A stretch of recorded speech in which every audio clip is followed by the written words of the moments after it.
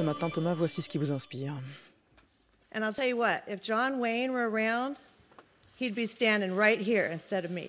Voilà, magnifique, hein. En plus avec l'accent qui fait comme ça. Si John Wayne était là, il aurait été à ma place. C'est la fille de John Wayne qui parle, qui apporte son soutien à Donald Trump. C'est pas la première fois qu'un candidat républicain se réclame de l'héritage de John Wayne, mais il faut faire attention à faire bonne pioche dans la famille Wayne. Le compteur est à moins 49 ans. Oui, en novembre 1966, c'est John Wayne lui-même qui apporte son soutien à un ancien acteur de western qui se lance en politique en briguant le poste de gouverneur de Californie. Qu'est-ce que c'est que cette histoire que Ronald Reagan ne serait qu'un acteur? Je l'ai vu toute sa vie se préparer à la politique. Il sera un nouveau leader, énergique et dévoué. Alors, le 8 novembre, votez Ronald Reagan.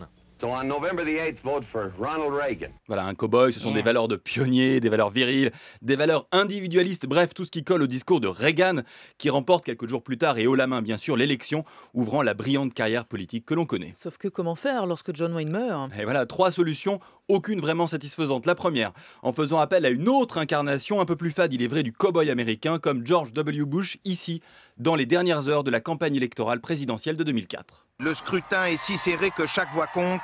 Et pour en remporter le plus possible, le président peut compter sur un renfort de poids, Chuck Norris, héros de films d'action de série B. Alors on a les cow-boys qu'on mérite. Hein. Ouais.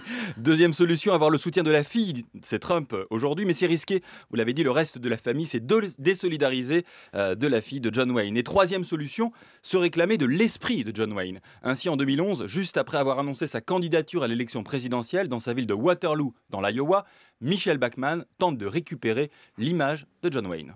Je veux qu'ils sachent que, comme John Wayne est né à Waterloo, Iowa, c'est aussi mon état d'esprit.